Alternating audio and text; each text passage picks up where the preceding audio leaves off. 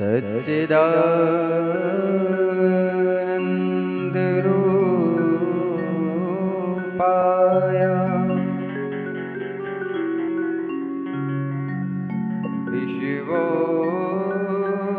विश्वोपत्यादि Hathaway तापत्रय विनाशाय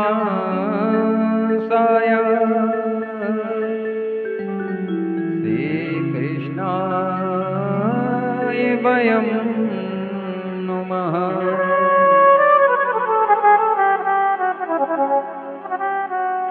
यं प्रजन्तमनुपेतिमपेतकृत्यं द्वैपायनो विरह कातरया जुहावा पुत्रेति तन्मयतया तर्वो विनेदुं तं सर्वभूतहृदयं मुनिमानतोऽस्मि।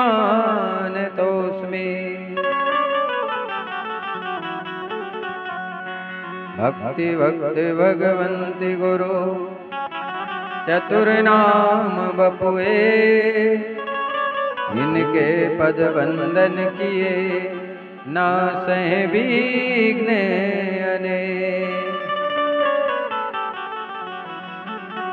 आए हनुमंत विराजिए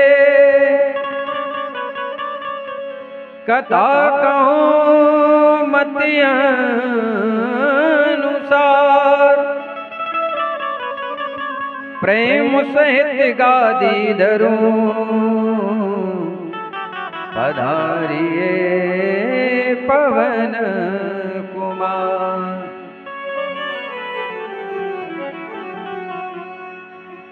गुरुर्ब्रह्मा गुरुर्विष्णु गुरुर्देवो महेश्वरा गुरु साक्षात् परब्रह्म तस्मै श्री गुरुवे नमः।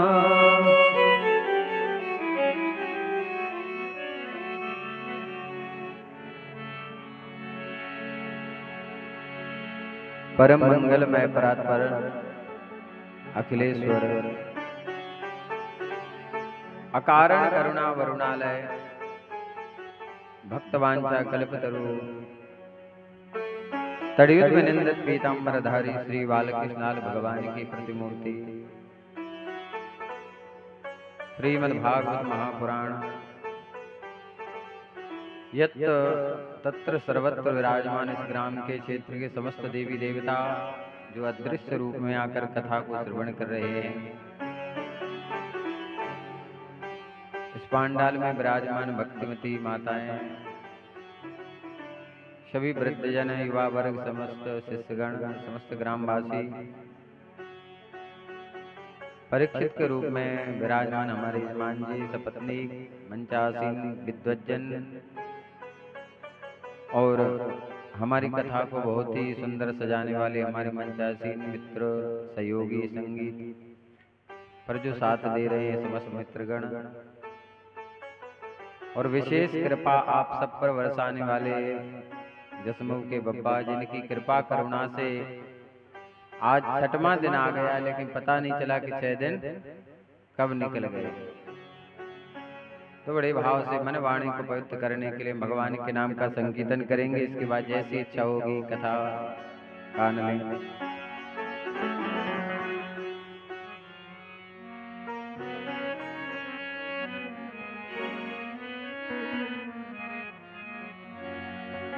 जय जय राधा रमण हरि बोल रे, जय जय राधा रमण हरि बोल, जय जय राधा रमण हरि बोल रे, जय जय राधा रमण हरि बोल, जय जय राधा रमण हरि बोल रे, जय जय राधा रमण हरि बोल, जय जय राधा रमण हरि बोल रे, जय जय राधा रमण हरि बोल,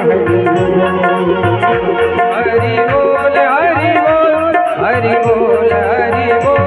हरि बोल हरि बोल हरि बोल हरि बोल हरि बोल हरि बोल हरि बोल हरि बोल हरि बोल हरि बोल हरि बोल हरि बोल जय जय राधा रमण हरि बोल जय जय राधा रमण हरि बोल जय जय राधा रमण हरि बोल जय जय राधा रमण हरि बोल। देखिए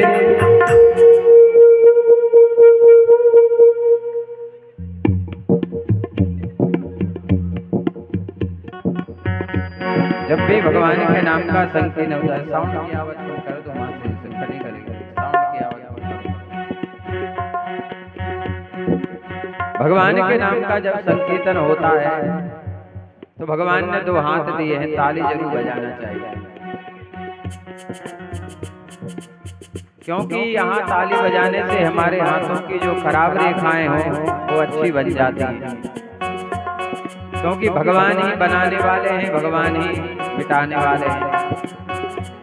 तो भगवान के कीर्तन जब भी आप करें ताली जरूर बजाएं और इस मुख से गाएं, जय जय राधा रमण हरि बोल जय जय राधा रमण हरि बोल जय जय राधा रमण हरि बोल जय जय राधा रमण हरि बोल जय जय राधा रमण हरि बोल जय जय राधा रमण हरि बोल जय जय राधा रमण हरि बोल जय जय राधा रमण हरि बोल जय जय राधा रमण हरि बोल जय जय राधा रमण हरि बोल जय जय राधा रमण हरि बोल जय जय राधा रमण हरि बोल हरि बोल हरि बोल हरि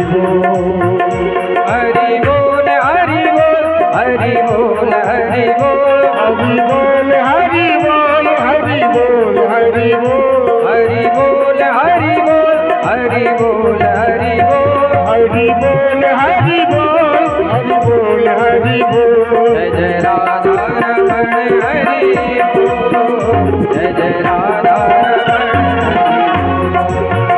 जय जय राधा रमण हरि बोल जय जय राधा रमण हरि बोल जय जय राधा रमण हरि बोल जय जय राधा रमण हरि बोल जय जय राधा रमण हरि बोल जय जय राधा रमण हरि बोल हरि बोल हरि बोल हरि बोल हरि बोल हरि बोल हरि बोल हरि बोल हरि बोल हरि बोल हरि बोल हरि बोल हरि बोल हरि बोल हरि बोल हरि बोल हरि बोल जय जय राधा रमण हरि बोल जय जय राधा रमण हरि बोल जय जय राधा रमण हरि बोल जय जय राधा रमण हरि बोल जय जय राधा रमण हरि बोल जय जय राधा रमण हरि बोल जय जय राधा रमण हरि बोल जय जय राधा रमण हरि बोल हरि बोल हरि बोल हरि बोल हरि बोल हरि बोल हरि बोल हरि बोल हरि बोल हरि बोल हरि बोल हरि बोल हरि बोल हरि बोल हरि बोल जय जय राधा रमण हरि बोल जय जय राधा रमण हरि बोल जय जय राधा रमण हरि बोल जय जय राधा रमण हरि बोल जय जय राधा रमण हरि बोल जय जय राधा रमण हरि बोल जय जय राधा रमण हरि बोल जय जय राधा रमण हरि बोल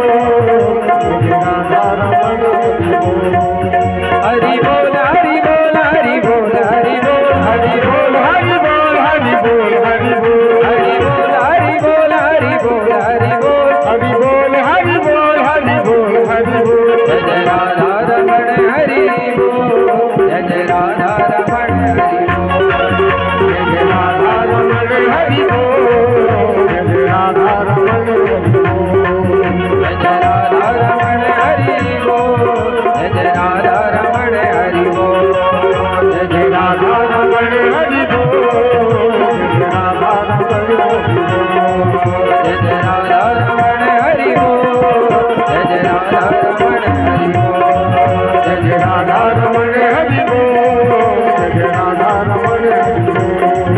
जय जय राधा रमण हरि बोल, जय जय राधा रमण हरि बोल, जय जय राधा रमण हरि बोल, राधा रमण हरि बोल।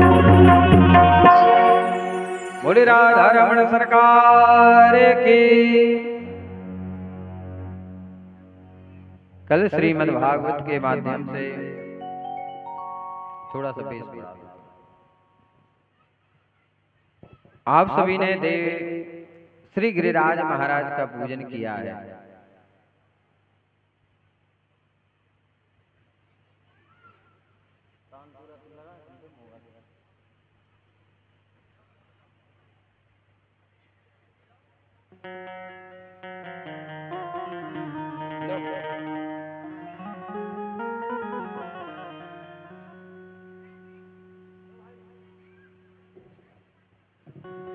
इस भारतवर्ष में पर्वत एक नहीं है महाराज। पर्वत के रूप में कई पर्वत हैं। कैलाश पर्वत है, विंध्याचल पर्वत है, हिमालय पर्वत है। भागवत में कई पर्वतों का वर्णन आया है कि भारतवर्ष में कितने पर्वत हैं, पर दो पर्वत भगवान के रूप में हैं। एक कामतानाथ और एक गोवर्धननाथ। और कलयुग में महाराज ये साक्षात हैं, प्रत्यक्ष हैं। जो सच्चे मन से, भाव से, निष्ठा से, श्रद्धा से, विश्वास से इनकी परिक्रमा को करता है और वह जो मांगता है उसे मिल जाता है, क्योंकि साक्षात भगवान का विग्रह है। भगवान राम जी ने 12 वर्ष चित्रकूट में वास किया। तो उस पर्वत ने कहा, भगवान मुझे क्या मिलेगा, आप चले जाओगे। तो भगवान ने कहा, मैं अपनी छवि तुम्हें दे जाऊंगा और ये वरदान देता हूं कि जो भी तुम्हारी परिक्रमा करेगा उसकी इच्छा पूर्ण होगी। और धन्य है ये समस्त भक्तगण, ककाऊ निवासी, क्षेत्रवासी, सभी वर्ण के लोग जो कथा को श्रवण कर रहे हैं और परिक्रमा कर रहे हैं। अब भगवान कितनी सुलभता से आपको ये सब दे रहे हैं। अब भगवान जितना दयालु कौन हो सकता है। बिना भगवान की कृपा के ना तो हमें कथा मिल सकती है, ना भगवान का दर्शन मिल सकता है। धन्य है गोवर्धननाथ जो आपके ग्राम में आ गए। सारे ब्रजवासी को भगवान अपने साथ में लेकर के चलते हैं गिरिराज महाराज की शरण में। जब उस समय ये पर्वत था महाराज, तो भगवान ने इस पर्वत की पूजा क्यों कराई और ऐसा क्या कारण बना के देवराज इंद्र की पूजा भगवान ने बंद करा दी।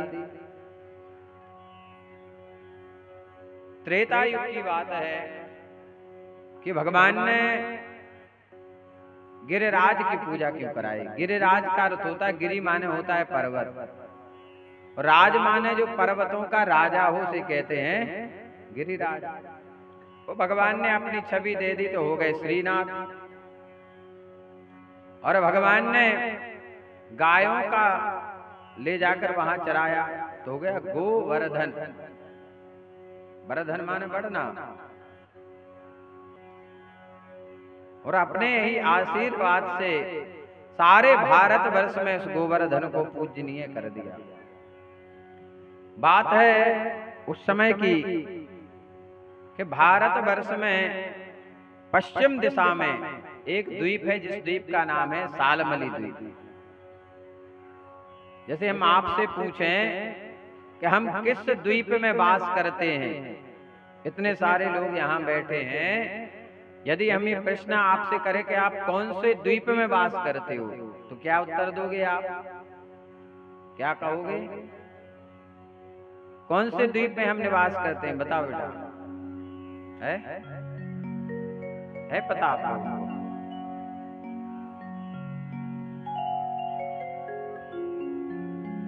है? क्या बात है, बहुत सुंदर है। जम्मू द्वीप में, बहुत बढ़िया, खुश रहो। हम जम्मू द्वीप में वास करते हैं। जो संकल्प बोला जाता है तो उसमें बोला जाता है कि जम्मू द्वीपे। अब ध्यान रखना, याद रहेगा। हमें सबसे बड़ा दुख तो इस बात का होता है आप लोगों से कहना कि हम भारतवर्ष में रह रहे हैं पर हमें अपनी सनातनी का ज्ञान नहीं है। हम भूलते जा रहे हैं सनातन धर्म को। हम लोग क्या कहते हैं, भारत नहीं कहेंगे, इंडिया में रहते हैं। इंडिया, ये क्या है? इंडिया है महाराज। अंग्रेज लोग बर्बाद करके चले गए हम सबको, हमारे पूरे भारतवर्ष को लूट कर चले गए। पहले माताएं 1-1 किलो के पैजना पहनती थी, चांदी के। सोना सब लूट कर ले गए। फिर भी हम अंग्रेज, ये जो पैंट शर्ट है ये भी अंग्रेजों ने दिया है। ये चाय भी अंग्रेज छोड़ कर गए महाराज। सबसे ज्यादा मरने का कारण तो चाय से हो रहा है। चाय कैसे चलाई अंग्रेज लोगों ने? बिहार में आए अंग्रेज, शासन कर रहे थे, तो 1 क्विंटल का एक बोरा 3री मंजिल पर चढ़ाना था। गेहूं का बोरा 3री मंजिल पर। तो बोले इसको कौन ले जाएगा? तो एक 75 साल का वृद्ध आया, बोले महाराज आप हमें एक समय का भोजन दे देना बस। क्योंकि अंग्रेज का शासन में केवल भोजन ही मिलता था। यदि उनकी सेवा करो तो पैसा नहीं मिलता था, सिर्फ अन्न मिलता था खाने के लिए, दिन भर लगे रहो। तो वो बोला हम ये गेहूं 3री मंजिल पर चढ़ाएंगे, मुझे भोजन। बोले तुम चढ़ा लोगे? वृद्ध हो तुम? बोले हम चढ़ा देंगे। उसने पीठ पर बोरा उठाया और 3री मंजिल पर चढ़ाया। अंग्रेज का दिमाग चकरा गया। बोले 75 साल के बुजुर्ग में इतनी ताकत, तो युवा में कितनी ताकत होगी? इस भारतवर्ष पर हम कैसे राज करेंगे, कैसे शासन करेंगे? इन हिंदुस्तानियों को कमजोर कैसे किया जाए, इनके बल को कैसे निस्तेज किया जाए? तो उन्होंने रिसर्च किया, युति की, क्योंकि विदेशों में रिसर्च होता है किसी भी चीज पर। तो उन्होंने खोजी क्या? चाय। बोले मनुष्य की ताकत का सबसे बड़ा राज क्या है? भरपूर निद्रा, मतलब 8 घंटे सोना। बड़े ध्यान से सुनना, बहुत बड़ी बात है, क्योंकि ये बातें बार बार नहीं आती हैं। कथा तो चल ही रही है, लेकिन सनातन धर्म का भी ज्ञान होना आवश्यक है। भरपूर निद्रा कितनी? 8 घंटे।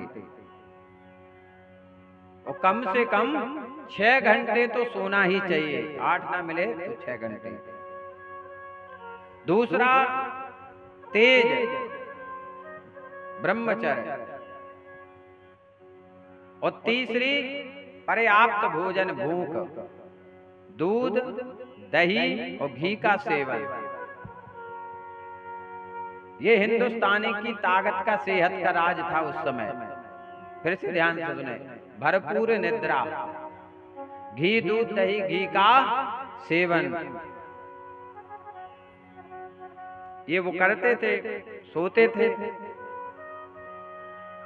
तो अंग्रेज लोगों ने चाय चलाई महाराज। आपको नींद आ रही हो, आप चाय पी लो, नींद भाग जाएगी। आपको कितनी तेज भूख लगी हो, आप चाय पी लो, भूख मर जाएगी। और चाय इतनी तेज होती महाराज, इसकी जो पत्ती है, कई लोग कहते हैं एनर्जी आ गई है।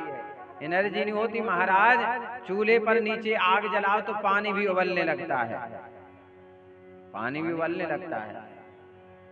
तो सबसे ज्यादा हानि चाय से हुई है। आज शायद ही कोई घर होगा जिसमें चाय ना चल रही हो महाराज।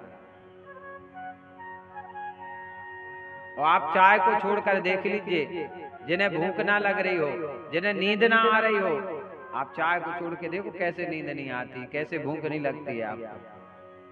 और माताओं के लिए तो विशेषकर दुश्मन है। माताएं सबसे ज्यादा पहले नंबर चाय पीती हैं। तो इससे बनती है गैस, जो बहुत हानिकारक है। खाली पेट चाय लेना बहुत हानिकारक। तो अंग्रेज लोग हमारे देश को लूट कर ले गए महाराज। तो हमारा प्रसंग कहाँ चल रहा था कि हम कौन से द्वीप में वास करते? जम्मू द्वीप। अब ध्यान रखना आप लोग, हमारे 4 वेद हैं, ऋग्वेद, यजुर्वेद, सामवेद और अथर्ववेद। ऋग्वेद बना हुआ है महाराज क्षत्रियों के लिए। ये तो क्षत्रियों का जो वेद है वो है ऋग्वेद, जो शायद आपको भी अभी तक पता नहीं होगा कि हमारा वेद कौन सा है। तो क्षत्रियों के लिए वेद बना है कौन सा? ऋग्वेद। क्योंकि क्षत्रियों को सबसे ज्यादा आवश्यकता पड़ती है ज्ञान, शासन, राजनीति, अस्त्र शस्त्र चलाना, अपनी रक्षा करना, प्रजा की रक्षा करना। तो ये ऋग्वेद में बताया गया है। दूसरा वेद है यजुर्वेद, ये ब्राह्मणों के लिए महाराज, ये ब्राह्मणों के लिए बनाया गया है। और इसके बाद तीसरा जो वेद है सामवेद। सामवेद है गायन।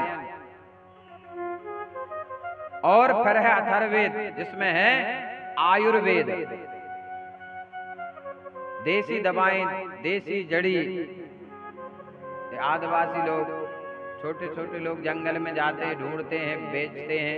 आज भी कई ऐसे भारतवर्ष में जगह हैं जहां ये औषधियां चल रही हैं। तो 4 वेद हैं हमारे, 6 उपनिषद हैं, 18 पुराण हैं। तो हम जम्मू द्वीप में वास करते हैं।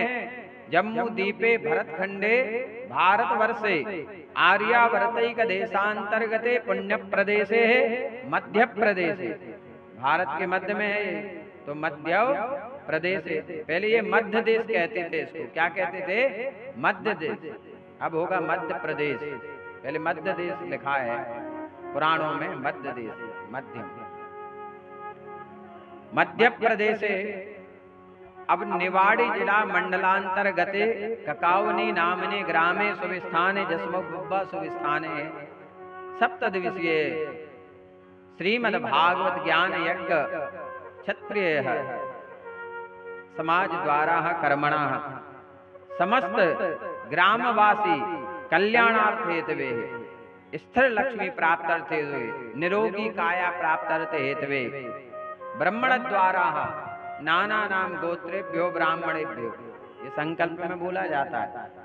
क्योंकि चिट्ठी पर जब पता सही होगा तो चिट्ठी सही जगह पहुंचेगी, और पता गलत हो गया तो पोस्ट ऑफिस में डली रहेगी।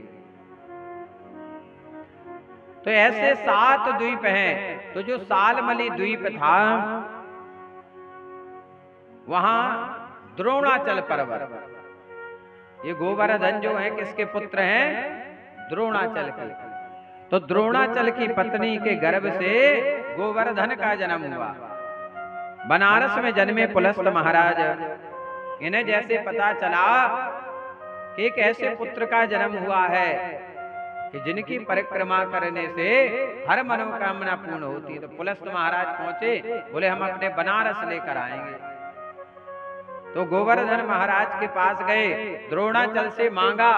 तो पहले समय एक परंपरा थी कि जो संत मांगते थे, ब्राह्मण मांगते थे, उन्हें दे दिया जाता था, कोई मना नहीं करता था। तो उन्हें कहा ठीक है ले जाओ। तो गोवर्धन ने कहा, हे पुलस्त महाराज, हमारी एक शर्त है, हम आपके साथ चलने के लिए तैयार हैं, जहां आप मुझे ले चलो, लेकिन शर्त यह है कि यदि जहां आपने मुझे नीचे रख दिया फिर हम उठेंगे नहीं। ये शर्त रखी, जय शर्त रखी थी अपने राम राजा सरकार ने। उड़ जाए राजा मधुकर शाह और कुंवर गणेश बाई। राजा मधुकर शाह कृष्ण भक्त थे और कुंवर गणेश बाई राम भक्त थी। इतनी भक्ति थी महाराज कि एक दिन दोनों में लड़ाई हुई। बोले तुम्हारे भगवान बड़े, बोले तुम्हारे भगवान, बोले यदि तुम्हारे भगवान में शक्ति है, तुम्हारी भक्ति में शक्ति है, तो तुम लाओ बढ़िया अपने भगवान को, ऊर्जा लेके आ जाओ, तो हम मान जाएंगे कि वो तुम्हें मानते हैं, तुम्हारा प्रेम है, तुम्हारी लगन है उनसे। कुंवर गणेश बाई अयोध्या गई महाराज। 3 महीने मंदिर मंदिर घाट घाट पर जाकर राम जी को ढूंढा, पर कहीं राम जी नहीं। मन में गिलानी हुई कि खाली हाथ कैसे जाएं ओरछा।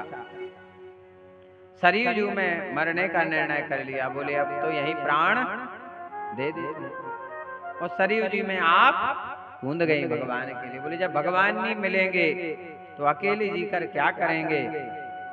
और सरयू जी के अंदर से भगवान राम जी प्रकट हो गए। बोले राम राजा सरकार की। और कुंवर गणेश बाई की गोदी में बाल स्वरूप में भगवान आ गए। घाट पर बैठे कहा, माँ मैं तो तुम्हारी परीक्षा ले रहा था। ध्यान देना, जब भी आप भक्ति करोगे, धर्म करोगे, तो सबसे पहले विपत्ति आएगी आपके सामने, बहुत संकट आएगी महाराज। अब इस भागवत में जो आगे हुई होगे उनसे पूछना आप। धर्म कराना कलयुग में सबसे कठिन काम है महाराज। लड़ाई झगड़ा कराने में, राई कराने में कोई दिक्कत नहीं आएगी महाराज। अब गांव में कोई नच नारी बुला दो आप, बुलगुआ नहीं लगाऊ नहीं आए महाराज, भीड़ जुड़ जाएगी।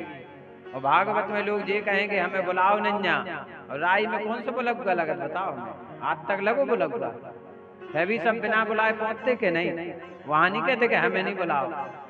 ये तो भागवत में 2 रुपया नहीं निकले जेब से चढ़ावे, और वो 100-100 के निकले। कल राम कली को 300, राव देव को 30। बुद्धि ऐसी कलयुग ने लोगों की कर दी है कि बुरा अच्छा लगता है, और अच्छा अच्छा नहीं, जिससे कल्याण होना है। कुंवर गणेश बाई की भक्ति को देखकर भगवान ने कहा, देवी मैं तो तुम्हारे साथ सदैव रहता हूँ, ऐसा कोई पल, ऐसा कोई क्षण नहीं है देवी जब मैं तुम्हारे पास ना हूँ। क्योंकि जहां मेरे भक्त बुलाते हैं, जहां मेरा स्मरण करते हैं, जहां मेरा ध्यान करते हैं, जहां मेरी पूजा करते हैं, वहां मैं विद्यमान हो जाऊं। तो मैं तो कण कण में व्याप्त हूँ। सिय राम मैं सब जग जाने। कुंवर गणेश बाई ने कहा, भगवान यदि आप हम पर प्रसन्न हैं तो आप हमारे साथ चलें। बोले कहाँ? बोले ओरछा। तो भगवान ने कहा, माँ मैं चलने के लिए तैयार हूँ, पर मेरी कुछ शर्त हैं। बोले क्या? बोले पहली शर्त तो यह है कि पुख्य नक्षत्र में यात्रा प्रारंभ होगी, और जहां पुख्य नक्षत्र समाप्त हो जाएगा फिर हम आगे नहीं बढ़ेंगे, फिर आपको 27 दिन तक इंतजार करना पड़ेगा। कुंवर गणेश बाई ने कहा स्वीकार है। दूसरी शर्त रखी भगवान ने कि हम गोदी में रहेंगे, नीचे नहीं बैठेंगे, और जहां आपने मुझे नीचे बैठाया तो उठेंगे नहीं। कुंवर गणेश बाई ने कहा स्वीकार है। तीसरी शर्त भगवान ने रखी कि वहां मेरे अलावा कोई दूसरा राजा नहीं होगा। जैसे इस समय हमारे मध्य प्रदेश के मुख्यमंत्री हैं मोहन यादव जी, तो उज्जैन में कोई राजा रुक नहीं सकता है। दिन में तो रह सकते हो, रात में नहीं रुक सकते आप, तो वो रुक नहीं पाते हैं उज्जैन में। उज्जैन के हैं वो, लेकिन उज्जैन के राजा कौन है? महाकाल। कोई दूसरा राजा रुक नहीं सकता है। बनारस में ऐसा एक स्थान है, थाना है, जहां के राजा हैं काल भैरव। उस थाने में टीआई कुर्सी पे नहीं बैठ पाता है। आज भी बनारस में काल भैरव की फोटो रखी रहती है टीआई की कुर्सी पर, आज भी बनारस में। तो भगवान राम जी ने कहा कि राजा हम होंगे, कोई दूसरा राजा नहीं होगा। कहा ये भी स्वीकार है। और भगवान को लेकर के कुंवर गणेश बाई चली हैं। महाराज कई महीने हो गए। इधर राजा मधुकर शाह ने भगवान के लिए जो महल बनाया, वो महल कौन सा बनाया था? चतुर्भुज मंदिर। जो चतुर्भुज मंदिर बना है ये भगवान राम जी के लिए बनाया गया था। कि क्यों बनाया था? ताकि शीश महल से हम दर्शन करेंगे, हमें वहां नहीं जाना पड़ेगा। बोले हम वहीं से दर्शन करेंगे, जाना नहीं पड़ेगा। और भगवान तो अंतर्यामी है, बोले आना तो पड़ेगा तुम्हें। जैसे ओरछा पहुंचे महाराज तो वहां एक चबूतरा बना था, पंचायत लगती जैसे चबूतरा होता था, एक पंचायत होती है, वो बना था नीचे जहां राम राज्य सरकार का प्रांगण हो गया वहां बना हुआ था। तो कुंवर गणेश बाई की ऐसी बुद्धि कर दी भगवान ने कि वो भूल गई कि नीचे नहीं रखना है वरना जी उठेंगे नहीं। उनके मन में विचार आया कि चलो पहले मंदिर देख आए बन गया कि नहीं बन गया है। तो भगवान को बिठाया नीचे और आप कहीं देखने ऊपर। तो मंदिर तो तैयार था। जैसे वो नीचे आई फिर भगवान उठे नहीं, बोले माँ मैंने क्या कहा था कि जहां बैठ गए हम लोग बड़े भागवान हैं महाराज कि हमारे राजा कौन है? श्री राम राजा सरकार। धन्य है, ये भूमि बड़ी पावन है। ये जो बेतवा है साक्षात गंगा मैया है। ओरछा का लिखा हुआ है महाभारत में कि कोई प्रवेश कर ले ओरछा की नगरी में तो उसके सारे पाप नष्ट हो जाते हैं। बेतवा में स्नान करना, भगवान का दर्शन करना, ये तो बहुत बड़ी बात है। इतनी महिमा है ओरछा की।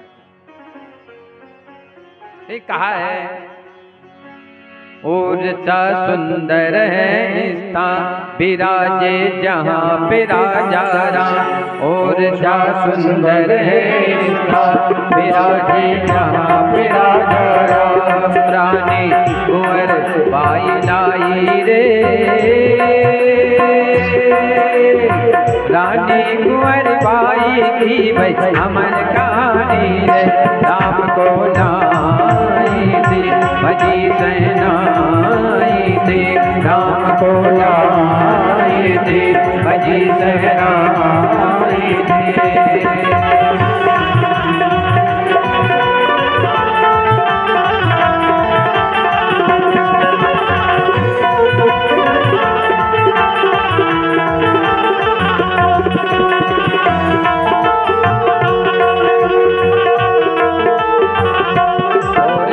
सुंदर स्थान विराजे जहाँ पे राजा राम। ओरछा सुंदर स्थान विराजे जहाँ पे राजा राम।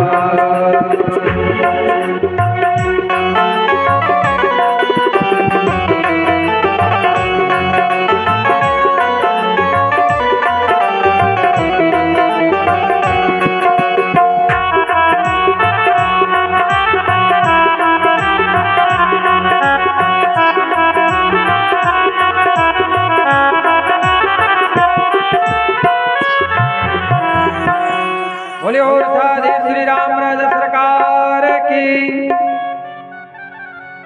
अब ये कथा तुम सोच के ही नहीं आए थे कि हम ओरछा का भी वर्णन आ जाएगा।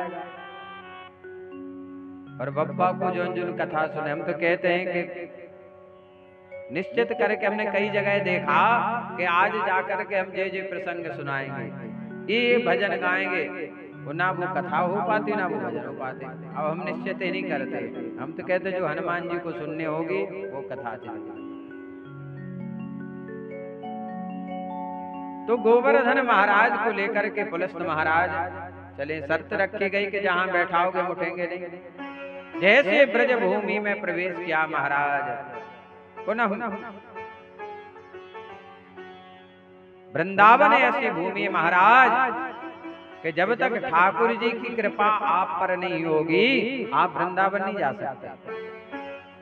आप कितना प्रयास कर लेना, आप वृंदावन जा नहीं सकते हो। और जब ठाकुर जी का बुलावा आ जाएगा आप कब पहुंच जाओगे पता नहीं चलेगा। हम बहुत दिनों से प्रयास कर रहे थे कि वृंदावन हुआ है, वृंदावन हुआ है। महाराज अभी टिकट फाइनल हो गया था वृंदावन का, कथा आ गई कैंसल।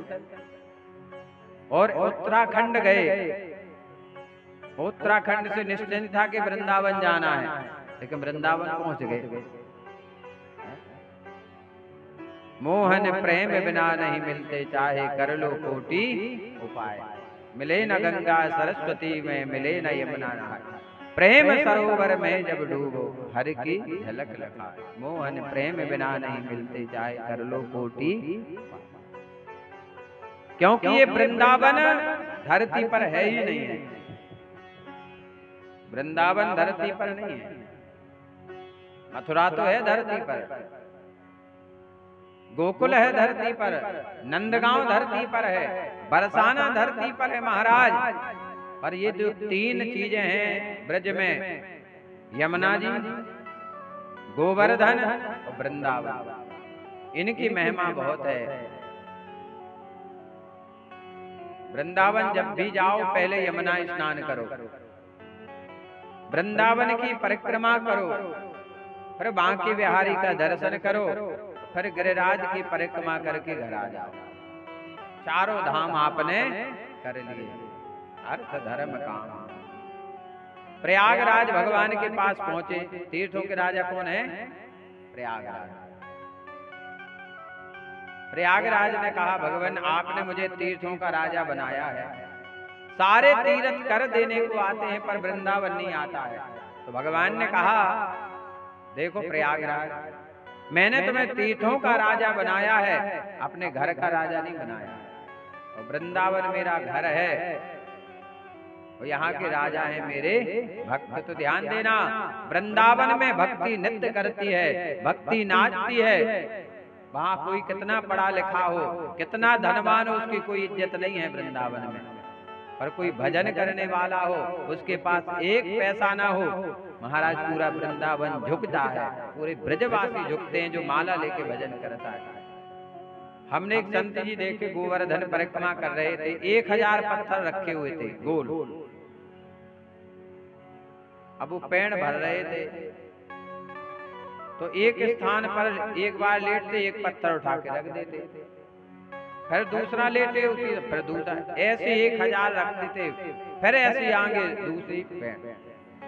हमने, महात्मा जी आपको परिक्रमा कितनी करनी है?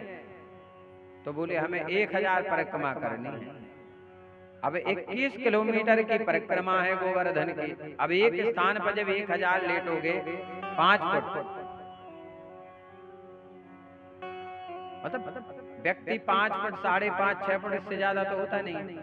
अब एक स्थान पे 1000 बार लेटना है ऐसे। तो हमने कहा, महात्मा जी इसी एक परिक्रमा में आपके 1 साल निकल जाएगा, और जीवन रहा अधिक से 100 साल, तो 100 होगी परिक्रमा, पर 1000 कैसे लगेगी? कहा, पंडित जी मैंने गोवर्धन से कह दिया है कि संकल्प मैंने किया है, पूरा आपको करना है। मैंने इनसे कह दिया है कि मेरा कोई नहीं है, मैं आपका, आप मेरे। हे प्रभु, यदि ये शरीर भी चला जाए तो इस शरीर को इसी रज में मिला लेना, कभी ना कभी मेरी 1000 परिक्रमा पूरी हो जाएंगी, पर ठाकुर जी मेरी परिक्रमा पूरी कर देना। यमुना किनारे परली पार एक संत जी बैठे ऐसे जाप कर रहे हैं महात्मा जी। जब वो 50,000 बार नाम लेते हैं भगवान का, तब पानी पीते हैं, और जब 1 लाख जाप कर लेते हैं तब भोजन ग्रहण करते हैं। आप राधा कुंड पर जाकर देखो, यमुना किनारे देखो आप महाराज, ऐसे विभूति महाराज जो रात्रि में निकलती हैं दर्शन करने। क्योंकि जो भजन करने वाले हैं वो संसार में विचरण नहीं करते हैं। पैसे कमाने वाले करेंगे विचरण, और भजन करने वाले तो बोले ये शरीर द्वारा थोड़ी मिलेगा, एक बार मिला है ये शरीर, बार बार की कोई गारंटी नहीं है कि द्वारा तुम क्या बनोगे।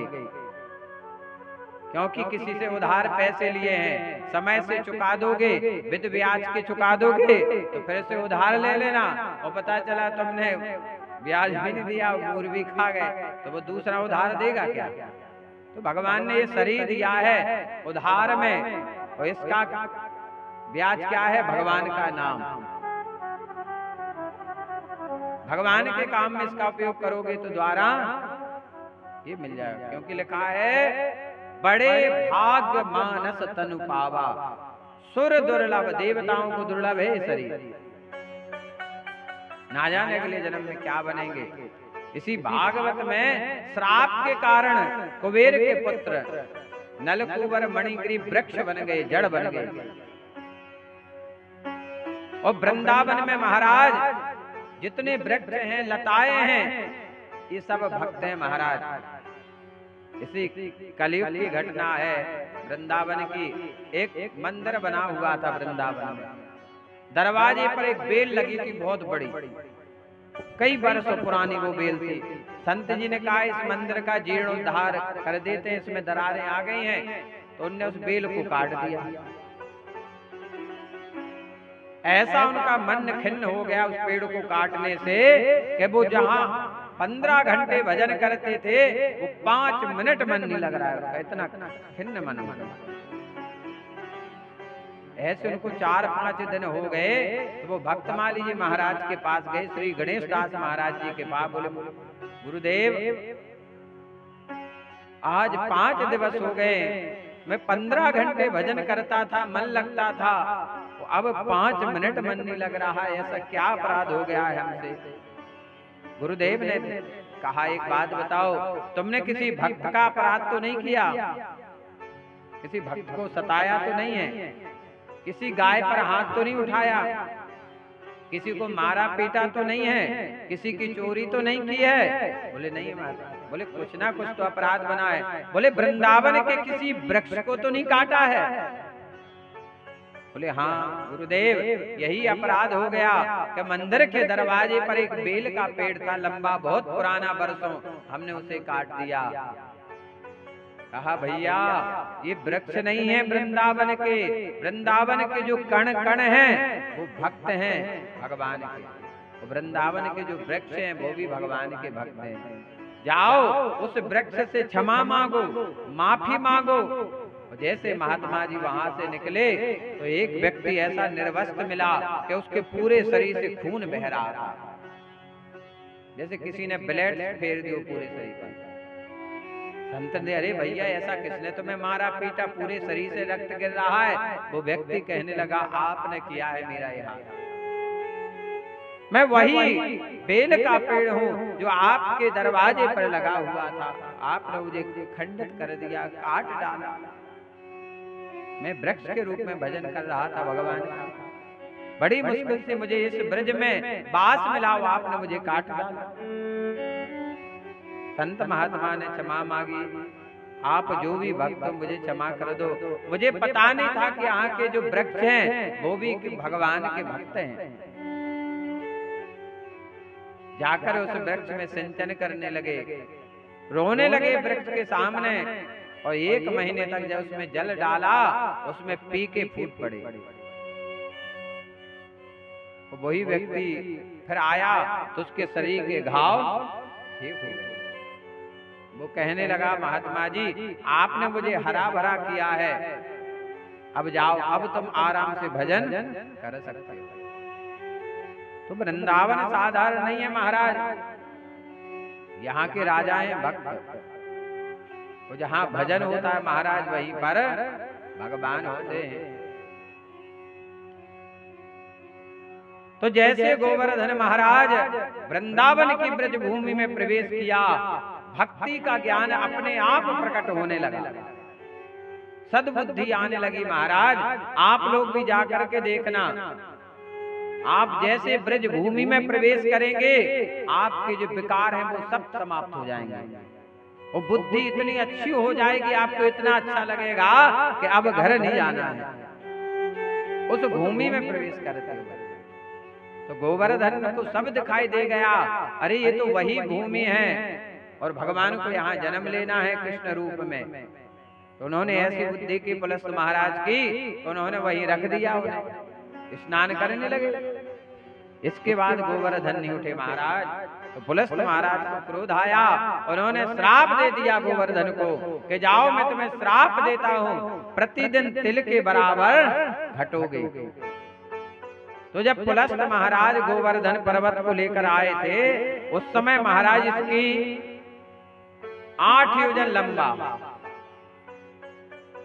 1 योजन में 12 किलोमीटर होते हैं, तो 96 किलोमीटर लंबा था ये गोवर्धन पर्वत। और 2 योजन ऊंचा, 2 योजन मतलब 24 किलोमीटर ऊंचाई थी इसके पर्वत की, और 5 योजन चौड़ा था, तो 60 किलोमीटर। पर घटते घटते घटते घटते महाराज आज केवल इतना बचा है 21 किलोमीटर के। बोले गिरिराज महाराज की। और भगवान ने पूजा क्यों कराई? गोवर्धन ऐसे ब्रज में आया है। ये जो कथा है ये लिखी हुई है गर्ग संहिता में, गर्ग संहिता में लिखी है। अब भगवान ने पूजा क्यों कराई? त्रेता युग में जब भगवान सेतु बांध रहे थे पुल, तो पर्वत की आवश्यकता पड़ रही थी, पत्थरों की आवश्यकता। तो हनुमान जी गिरिराज को उठाकर लाए, बोले बार बार कौन पत्थर ढोए, इन्हीं को उठाकर चलो, सबसे बड़े यही, एक बार में काम हो जाएगा। क्योंकि हनुमान जी को तो एक ही काम आता है महाराज, एक बार में सीधे पूरा उठा लाया। इधर सेतु बंद चुका था। गिरिराज ने कहा हनुमान जी देखो मैं कितना अभागा हूं कि भगवान वही काम नहीं आ पाया। हनुमान जी ने कहा चिंता नहीं करो गिरिराज, मैं जाता हूं। भगवान के पास पहुंचे, भगवान से विनती की, तो भगवान स्वयं चलकर आए गिरिराज के पास। कहा गिरिराज तुम रोते क्यों? मेरा एक नाम है पतिति पावन, रघुपति राघव राजा राम पतिति पावन। मैं तो पतितों को भी तारने वाला हूं, और जो मेरी शरण में आ जाता है वो कितने अपराध क्यों ना कर ले, मैं उसे क्षमा कर देता हूं। कितने भी अपराध कर तो मैं उसे क्षमा कर देता हूं। मैं तुम्हें आशीर्वाद देता हूं गिरिराज, अभी तुम्हें सभी के पांव के नीचे रहना था, तब बानर चलते नीचे। बोले मैं तुम्हें वरदान देता हूं कि द्वापर में मैं जन्म लूंगा और सारे विश्व से तुम्हारी पूजा करवाऊंगा। आज महाराज भारत तो ठीक है, विदेशी लोग भी आकर परिक्रमा करते हैं और पूजा करते हैं महाराज। बोले गिरिराज महाराज की। आज सारे ब्रजवासी महाराज 56 प्रकार के व्यंजन बैलगाड़ियों में एकत्रित करके जा रहे हैं यज्ञ करने के लिए गोवर्धन महाराज का। स्वलंकृता भुक्तवंता स्वानुलिप्ता सुवाससा प्रदीक्षणं च कुरुता गो विप्रानल पर्वता। महाराज सारे ब्रजवासी अन्य प्रकार के पकवान लेकर, खीर हलवा पुआ पूरी आदि लेकर के मूंग की दाल बनाए जाएं। ब्रज का सारा दूध एकत्रित करके गिरिराज महाराज की शरण में पहुंचे हैं।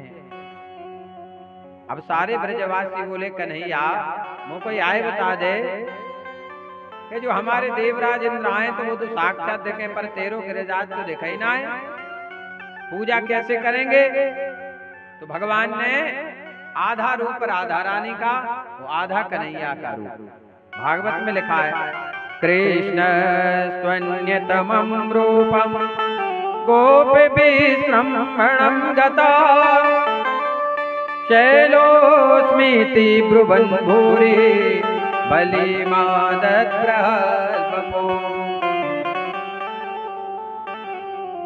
तो भगवान श्री कृष्ण गोपों को स्वाद दिलाने के लिए गिरिराज के ऊपर एक दूसरा विशाल धारण करके प्रकट हो गए। मैं गिरिराज हूं। आधा रूप राधा रानी का, आधा कन्हैया का। श्रीनाथ भगवान प्रकट हुए। श्री माने राधा जी, नाथ माने भगवान। बोले श्रीनाथ भगवान की। अब महाराज सारे ब्रजवासियों ने कहा कन्हैया तू झूठ बोल रहे हो है। कहता है ये गिरिराज है, अरे तू ही खड़ा हो गया है। भगवान ने कहा नहीं नहीं मैं अलग हूँ, ये अलग है, बस दोनों की सूरत इसलिए एक जैसी है कि हम दोनों ने एक ही गाय का दूध पिया है। भगवान जिस गाय का दूध पीते थे उस गाय का नाम था पद्मगंधा।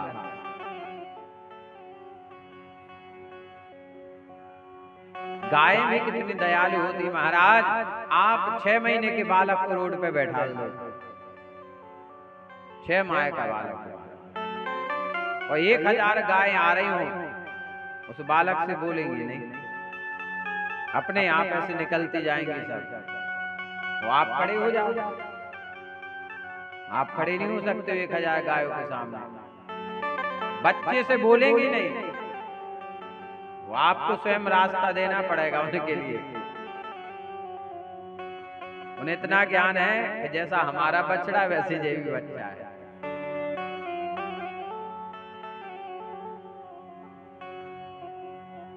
सारे ब्रजवासियों ने कहा पूजा के लिए, तो भगवान ने कहा सबसे पहले स्नान कराओ।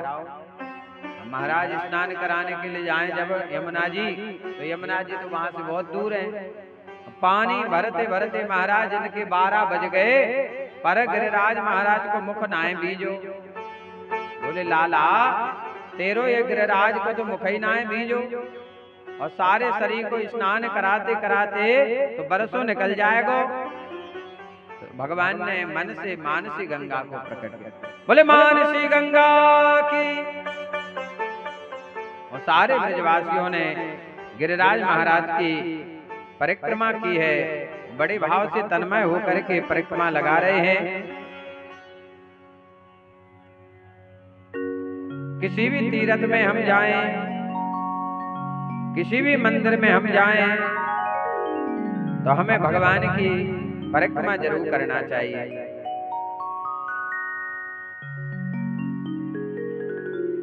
सारे ब्रजवासियों ने परिक्रमा की।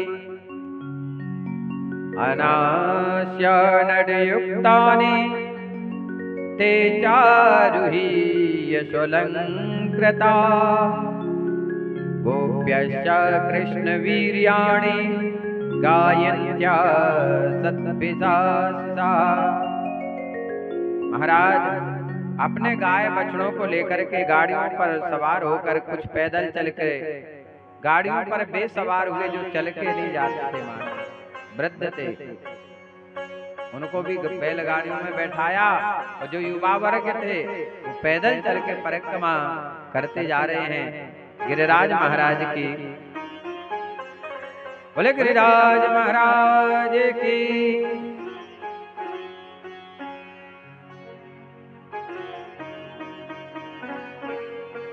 सारे ब्रजवासियों ने परिक्रमा की, और सारे ब्रजवासी परिक्रमा करने के बाद अपने अपने घर आ गए। इधर देवराज इंद्र ने देखा कि आज 3 दिन व्यतीत हो गए हैं, क्योंकि गोवर्धन की पूजा होती है दीपावली के बाद। माताएं यहाँ एक नाम बिगाड़े हुए, वो कहती गोदन बाबा। क्या कहती? पर सही नाम क्या है? गोवर्धन। क्या नाम है? गोवर्धन, गोदन बाबा नहीं, गोवर्धन।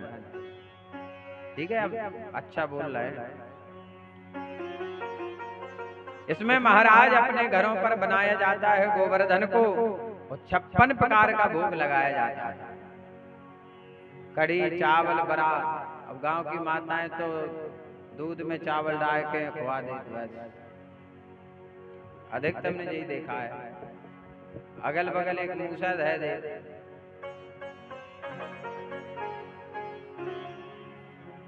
बोले वृंदावन में हरिलाल की।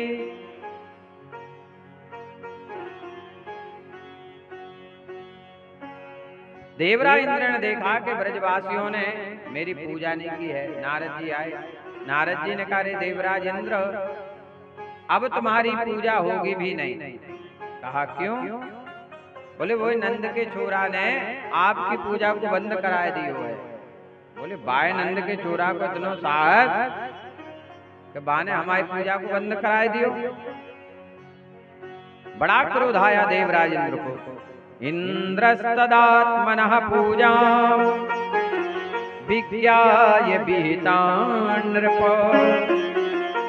गोपेभ्यः कृष्णनाथेभ्यो नंदादिभ्यश्च कोपसः।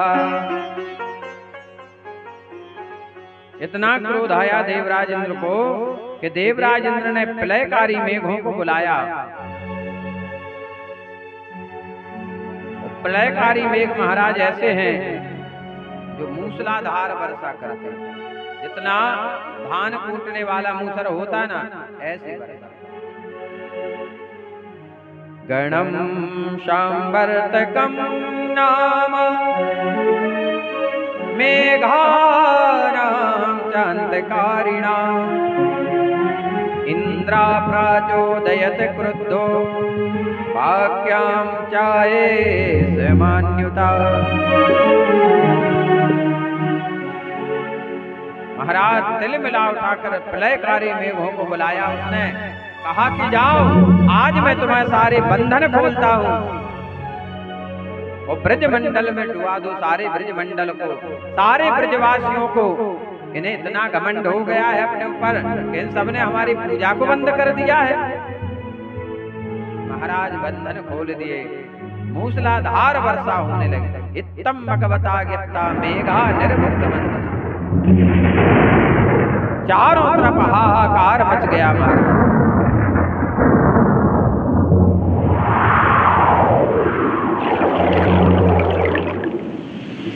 सारे ब्रजवासी भगवान की शरण में भागे। कृष्ण कृष्ण महाभागा त्वन्नाथं गोकुलं प्रभो त्रातुर्मर्हसि देवानां कुपिता भक्तवत्सला। सारे ब्रजवासी आए, बोले प्यारे श्री कृष्ण, तुम बड़े भाग्यवान हो। अब तो कृष्ण केवल तुम्हारे ही भाग्य से हमारी रक्षा होगी प्रभु। इस सारे गोकुल के एकमात्र स्वामी, एकमात्र रक्षक तुम ही हो। और यहाँ पर भगवान को गोकुलवासियों ने क्या कहा है? भक्त वत्सल। भक्त वत्सल का अर्थ होता है, क्यों नाम पड़ा भगवान का भक्त वत्सल? वत्सला माने होती है गाय। गाय जब एक बछड़े को जन्म देती है और जब तक चाटती रहती, जब तक तो वो बछड़ा स्वयं उठकर खड़ा ना हो जाता। तो जो हम भगवान का भजन करते हैं दिन रात, तो जब तक भगवान अपने भक्त को ऊंचाई पे ना बिठा दें, तब तक साथ नहीं छोड़ते भगवान।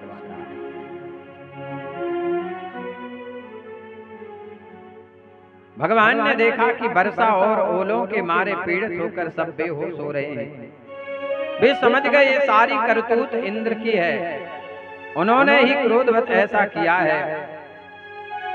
और सारे ब्रजवासी कहते हैं, और भगवान सारे ब्रजवासियों को लेकर के गिरिराज महाराज की शरण में जाते हैं।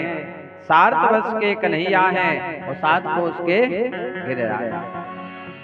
नक पे गिरिवर लीनो धारे कन्हैया मेरो पार। नक पे गिरिवर लीनो धारे